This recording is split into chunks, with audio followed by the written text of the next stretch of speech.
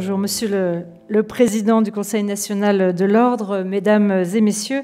Permettez-moi d'abord de vous dire le plaisir qui est le mien d'ouvrir cette journée nationale vétérinaire. Vous m'excuserez, je ne suis pas vétérinaire.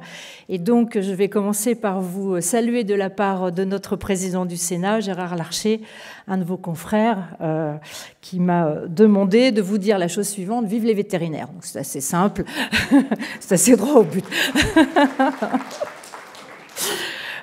Bien sûr, cette journée, cette entrée en matière, je la fais en tant que parlementaire, présidente d'une commission qui est compétente en matière de politique agricole, mais aussi de sécurité sanitaire. Mais je la fais surtout comme élu d'un territoire. Vous l'avez dit, Monsieur le Président, l'élu local est à l'avant-garde des questions d'aménagement du territoire. Et l'on voit bien nos concitoyens, dans ces dernières années, se tourner en particulier vers leurs maires lorsqu'ils sont en déficit de médecins. Ils ne se tournent ni vers les sénateurs, ni vers les députés. Ils viennent nous voir quand même dans nos permanences, mais c'est surtout aux maires qu'ils s'adressent. Et donc l'élu local est véritablement un acteur de l'aménagement du territoire. Les vétérinaires, en matière d'aménagement du territoire, vous l'avez dit, jouent un rôle essentiel. Comment pouvons-nous imaginer un aménagement rural qui soit solide, vous l'avez dit, qui soit pérenne aussi, sans la présence indispensable des vétérinaires aux côtés de nos éleveurs, aux côtés de nos concitoyens des zones rurales, mais aussi aux côtés des entreprises agroalimentaires et des entreprises de transformation qui sont le maillage de nos territoires ruraux. La relation entre un vétérinaire et l'éleveur est parvenue, à mon sens, à une sorte de miracle dont nous profitons tous aujourd'hui sans vraiment nous en rendre compte. Le miracle, c'est de disposer d'une alimentation saine et accessible à tous. Et aujourd'hui, ce qui nous semble naturel est en fait le résultat d'une politique publique qui a été menée après la guerre et qui a assuré un maillage que beaucoup aujourd'hui nous envient à travers le monde. L'excellence de la politique sanitaire de notre pays provient entre autres de ce travail partenarial qui a été mené entre des passionnés du territoire, les éleveurs et les vétérinaires. Le monde entier nous l'envie, je vous l'ai dit, et vous êtes une partie de cette réussite, vous êtes les artisans de cette réussite, et je crois qu'il faut ne jamais oublier, même si on peut améliorer aujourd'hui les choses, même s'il faut changer aujourd'hui l'organisation, probablement, il faut garder en mémoire à quel point notre système est aujourd'hui un beau système. Le métier de vétérinaire comporte de nouvelles contraintes. Nous nous sommes rencontrés, Monsieur le Président, et vous m'avez exposé cela. La première est évidemment la garantie de la continuité des soins. La seconde et les autres, les astreintes, les permanences, la disponibilité à toute heure, le jour, la nuit, la responsabilité de la santé des animaux, la difficulté à prendre en charge aussi les éleveurs, les propriétaires de ces animaux devant des périodes de détresse, les temps de transport, en particulier dans les zones rurales, particulièrement longs et aussi coûteux, et une quantité de travail, vous l'avez dit, en particulier sur la zone rurale, toujours croissante. Et l'accroissement de ces contraintes explique sans doute le nombre de départs importants de l'ordre avant l'âge de 40 ans, ce qui effectivement est assez préoccupant, qui est estimé entre 1/4 et 30% selon les derniers chiffres de votre atlas démographique. Il nous faut donc comprendre toutes ces difficultés et c'est, je crois, le but de cette journée. Face à ces éléments, il est important d'entendre vos attentes. Je resterai en particulier à la première table ronde. Je ne pourrai pas rester avec vous toute la journée, mais la première, évidemment, m'intéresse en tant que sénateur, de comprendre vos préoccupations et d'agir ensemble pour préserver la qualité de service que vous rendez à la société. C'est le sens de ma présence. J'ai appris, lors de mes études d'agronomie à l'Institut Uni-la-Salle, que dans les années 1770, vous étiez nommés à la sortie de l'école d'Alfort les artistes vétérinaires. Le terme disait bien quelque chose de votre métier. L'art vétérinaire continue d'ailleurs d'attirer des jeunes générations. Les derniers chiffres le prouvent, 300 nouveaux inscrits, ce sont près de 19 000 vétérinaires qui sont inscrits aujourd'hui au tableau de l'ordre. Je ne parlerai pas, ou peut-être en filigrane ici, du problème de la formation initiale. Nous savons que nous avons aussi là quelques sujets à régler. Mais Monsieur le Président, vous savez que je m'y intéresse de près.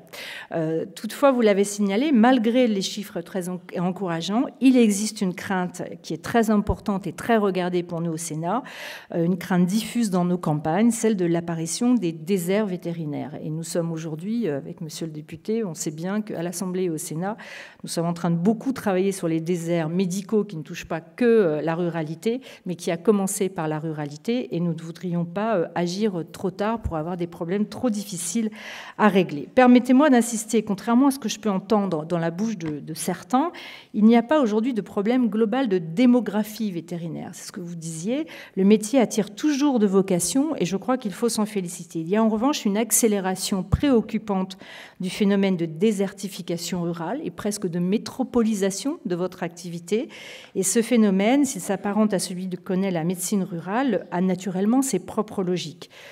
Les 2/3 des vétérinaires aujourd'hui ont des compétences exclusives en animaux de compagnie. 1/3 d'entre vous s'orientent vers des animaux de rente ou d'élevage.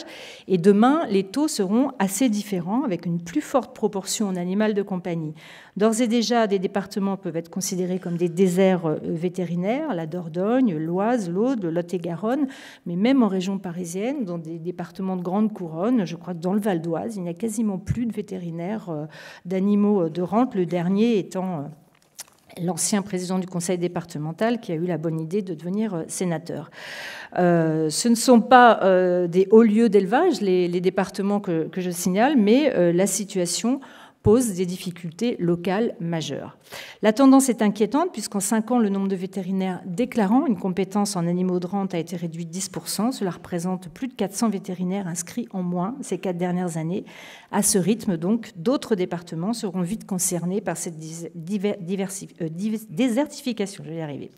Une pluralité de facteurs est à la racine de cette difficulté. La difficulté du métier, je l'ai vu, l'isolement géographique en zone rurale, des changements d'aspiration aussi chez les plus jeunes praticiens dans leur vie professionnelle et dans l'exercice de leur vie professionnelle. J'y vois également des causes économiques. Nos élevages sont confrontés depuis quelques années à un phénomène de décapitalisation. On a des problèmes également dans la transmission aujourd'hui qu'il va nous falloir régler.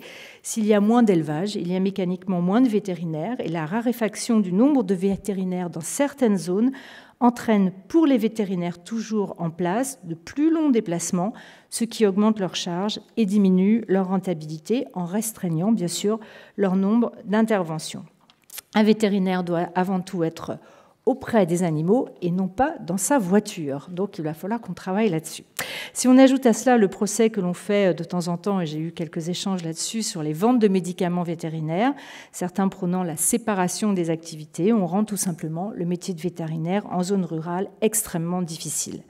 En face de cette situation problématique pour les vétérinaires en animaux de rente dans les zones rurales, nous constatons l'évidente croissance du marché de l'animal de compagnie qui progresse, je crois, de 5% par an.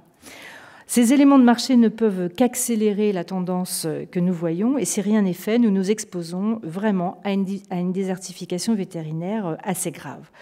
Hors des territoires sans vétérinaires, ce sont des éleveurs sans conseil, toujours plus isolés. C'est une moindre prise en compte des questions de bien-être animal dont pourtant on nous parle si souvent. Ce sont des problématiques d'aménagement du territoire majeur. Ce sont enfin et surtout des risques sanitaires accrus pour l'ensemble des consommateurs. Et j'ajouterais qu'à l'heure où l'on plaide pour la relocalisation de l'alimentation, donc pour la relocalisation des élevages, pour aussi la relocalisation d'outils de transformation, le rôle du vétérinaire, la présence du vétérinaire doit être évidemment un des éléments sur lesquels nous devons travailler pour assurer la présence de compétences locales. Il est donc urgent, Monsieur le Président, de travailler à un nouvel équilibre. L'État doit prendre en compte ces éléments pour définir sa politique publique, d'autant que la sécurité sanitaire a été érigée au premier rang des politiques publiques. C'est pourquoi je tenais à le dire devant vous. Nous avons entendu votre appel, Monsieur le Président. Nous avons entendu l'appel de l'ensemble de la profession. Vous avez été reçu il y a quelques jours, effectivement, par le groupe d'études élevage du Sénat. Et nos travaux ne font que commencer. Plusieurs idées déjà émergent. Peut-être la première, c'est que la situation n'est pas inéluctable et que, contrairement aux difficultés très importante sur le monde médical, nous pouvons vraiment aujourd'hui agir. Des expériences fonctionnent déjà. J'en veux pour preuve les résultats intéressants obtenus sur les stages tutorés en école vétérinaire, puisque 80 étudiants ont pu bénéficier de ce dispositif avec un financement du ministère chargé de l'Agriculture, et 95% d'entre eux ont fait le choix d'exercer à l'issue de leurs études en production animale. Il me semble que les initiatives peuvent aller plus loin. Je suis certaine que ces éléments seront au cœur des discussions. Je m'adresse à Madame la directrice. L'État pourrait par exemple aussi aider les jeunes vétérinaires en élevage à s'installer, peut-être dans des conditions différentes de l'installation d'aujourd'hui. Et si les collectivités locales peuvent déjà le faire pour les médecins dans des zones tendues, pourquoi ne pourrait-elle pas réfléchir à un soutien également au maillage des professions vétérinaires ? L'État pourrait aller plus loin en mettant en œuvre peut-être une réflexion au niveau de la compensation des frais de transport. Il ne faut pas avoir d'idées taboues. Je pense qu'il faut réfléchir à l'ensemble de ces éléments sur des mécanismes simples mais qui, additionnés les uns aux autres, favoriseront évidemment l'installation des vétérinaires. Une autre piste pourrait être de renforcer, quand cela est possible, la contractualisation entre les vétérinaires et les éleveurs, même s'il convient de rappeler que cette solution probablement ne peut pas fonctionner partout et probablement il n'y a pas une solution d'ailleurs jacobine sur l'ensemble de notre territoire. Nous pouvons aussi questionner l'organisation territoriale entre la partie libérale et la partie publique. Pourquoi ne pas regarder à plus de synergie entre ces deux mondes au schéma d'aménagement, et peut-être que le rôle du département, parce que la région est vraiment un élément beaucoup trop grand aujourd'hui, le département me semble être le maillage pour réfléchir à des schémas d'aménagement vétérinaire, d'action sanitaire. En tout cas, je pense que c'est une piste intéressante. La répartition des tâches entre vétérinaires, entre auxiliaires de vétérinaires, peuvent être aussi des éléments de réflexion pour nous. Et j'en citerai enfin un dernier, qui est peut-être aussi le profil des jeunes étudiants vétérinaires, qui peut être aussi challengé, puisque nous savons qu'aujourd'hui que le profil des jeunes étudiants qui s'engagent dans le métier vétérinaire se féminise, ce qui peut-être est très bien, ce qui même est sûrement très bien, mais avec des gens qui viennent plutôt des zones de villes urbaines, plutôt des métropolitains. Et peut-être que là, nous avons aussi un équilibre à rétablir et pour une appétence à la zone rurale. Voilà. D'autres idées, j'en suis sûre, vont se dégager de ces débats. Je voudrais que cette journée de travail soit l'occasion d'aborder sans aucun tabou tous les sujets, de débattre de toutes les idées et qu'elle permette surtout par votre engagement, avec le soutien de nos concitoyens, de perpétuer le très beau résumé de votre engagement que l'on trouve dans votre serment de Bourgelat qui dit « Ils prouveront ». Je vais dire la phrase exacte, parce que sinon je vais... Voilà, ils prouveront par leur conduite qu'ils sont tous également convaincus que la fortune consiste moins dans le bien que l'on a que dans celui que l'on peut faire. Merci aux vétérinaires et à la profession vétérinaire et à la qualité de vos travaux.